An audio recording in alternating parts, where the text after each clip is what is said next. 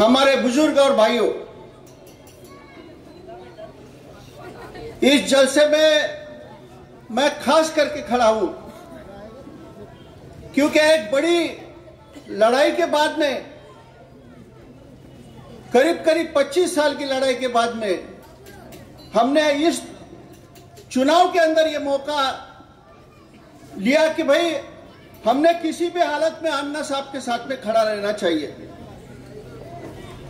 25 साल तक मैंने अन्ना से बात किया नहीं और अन्ना ने भी मेरे से बात किया नहीं, लेकिन जिस दिन हम मिले उस दिन ऐसा लगा कि हमारे अंदर कोई झगड़ा पहले कभी था ही नहीं। लेकिन इन सब की कुछ वजह है। आप बच्चों जरा शांत रहो, आप एक उसकी कुछ वजह समझ लो। ऐसा कुछ नहीं है कि अन्ना साहब के पास बहुत कुछ है और उन्होंने मुझे रात को लाके दे दिया और मैंने खुशी खुशी यहाँ पे आके तकरीर किया, ऐसी तो कोई बात नहीं। इस चुनाव के अंदर हम एक बहुत बड़े लड़ाई के अंदर जा रहे हैं, बहुत बड़े युद्ध के तरफ जा रहे हैं। 2 कैंडिडेट खिलाफ है अपने, और दोनों के दोनों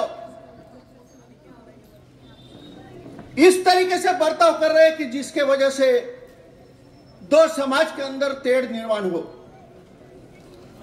मैं ये बड़े जिम्मेदारी से बात कर रहा हूं। इधर की वीडियो उधर जाती है और उधर की वीडियो इधर आती है। इसमें शहर का विकास होने वाला नहीं है, और विकास के लिए आपको कोई उम्मीदवार अच्छा आदमी चाहिए तो अनिल अन्ना गोटे सिवाय दूसरा कोई नहीं। मैं आपको यह विनती करने आया हूं कि इस चुनाव के अंदर आप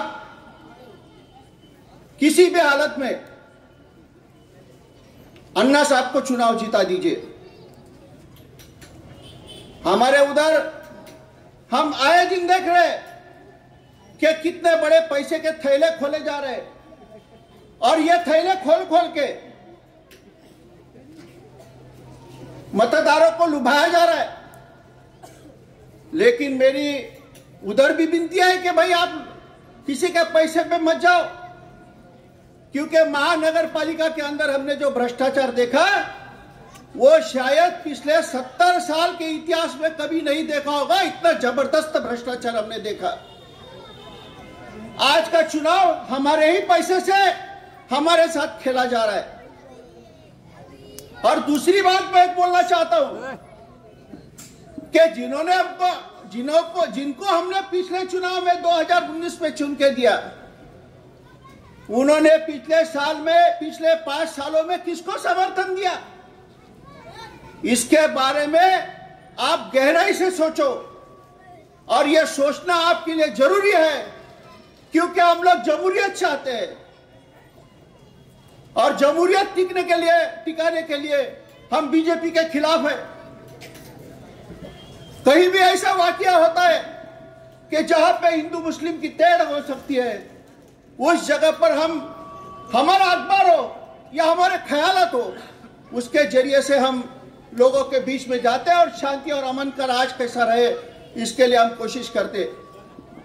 पिछले आगे खाली 8 दिन 7 दिन अपने हाथ में है, और ये 7 दिनों में हम इतना ही कहना चाहेंगे कि अन्ना साहब का उम्मीदवार जो सभी धर्मों को लेकर चलता है, उसके साथ में आप रहिए।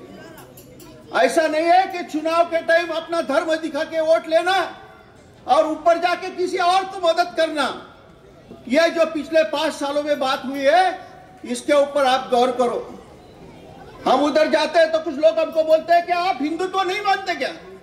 मैं बोलता भाई हम हिंदू है, इसके लिए कोई किसी की सर्टिफिकेट की जरूरत नहीं। हमारे माँ बाप है जिन्होंने हमको सर्टिफिकेट दिया है कि भाई तुम हिंदू है करके। तो बोले तुम हिंदुत्व मानते नहीं क्या? हाँ भाई हम हिंदुत्व भी मानते हैं, लेकिन हम तुम्हारा हिंदुत्व नहीं मानते। हम छत्रपति शिवाजी महाराज का हिंदुत्व मानते हैं, जो छत्रपति का तोप खाने का प्रमुख मुस्लिम था, जो छत्रपति शिवाजी महाराज का आर्मर का प्रमुख मुस्लिम था, जो शिवाजी सभी धर्म के लोगों को साथ में लेके चलता था, उसका हिंदुत्व मानते हैं हम। इनके सरीका खाली वोट लेने के लिए जो हिंदुत्व ये बोलते हैं, ये हिंदुत्व हम कभी मानते नहीं, मानेंगे नहीं। और हम छत्रपति शिवाजी महाराज के हिंदुत्व ही सबके सामने लेके जाएंगे, क्योंकि हम सब धर्म को मानने वाले हैं। मैं अन्ना साहब आपकी थोड़ी सी रजा लेके, इतना परवानगी लेके इतना ही कहना चाहूंगा। देवपुर में पिछले साल सबको जायदाद के ऊपर जो टैक्स आता है उसके नोटिसा बटी। ये नोटिसा बटने के बाद में लोगों को अंडर प्रोटेस्ट पैसे भरने लगा है। जो टैक्स था, ये अतुल भाऊ सोनवणे आले, जो टैक्स था वो इतना जबरदस्त था कि वो टैक्स लोगों को भरते नहीं आ रहा था, इसके लिए लोग परेशान थे। लेकिन जैसे वही बात इधर पेट एरिया में आई तो सभी ने घोषणा शुरू कर दी कि भाई हमने टैक्स रद्द किया है, हमने ये किया है, वो किया है। सभी लोगों ने अपने अपनी पार्टियों की तरफ से बोर्ड लगाए कि हमने टैक्स माफ किया है, हमने टैक्स रद्द किया है। लेकिन मैं आपको इतना ही कहना चाहूंगा कि कोई टैक्स रद्द नहीं हुआ है। जिन्होंने अंडर प्रोटेस्ट भरा है, उसका अंग्रेजी में अंडर प्रोटेस्ट जो शब्द है, इसका भी बहुत अलग मतलब निकलता है। लेकिन ये टैक्स का डंडा आपके सर पे गिरने वाला है और ये इतना जबरदस्त रहने वाला है कि मेरे शरीर का आदमी भरने के समय 10 बार सोचेगा।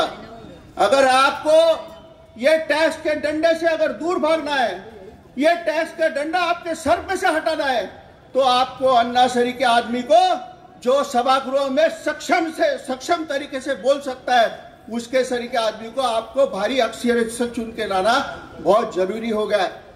5 सालों में हमारे शहर के आमदार कुछ भी नहीं बोले। उसके अंदर इतने बड़े बड़ी बातें हुई है शहर के अंदर, लेकिन कभी उसका हाउस में कभी हमने चर्चा सुनने को नहीं मिली।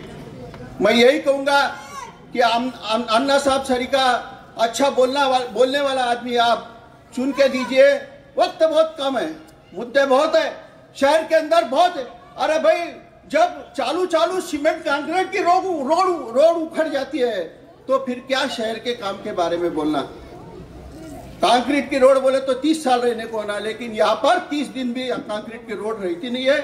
वक्त बहुत हो गया है और सबसे लंबा भाषण हम सबको अन्ना साहब को सुनने का है। मैं यहीं पर रुकता हूँ, आगे चल के जब मौका मिलेगा तो बहुत सारे मुद्दे आपके सामने रखेंगे। जय हिंद।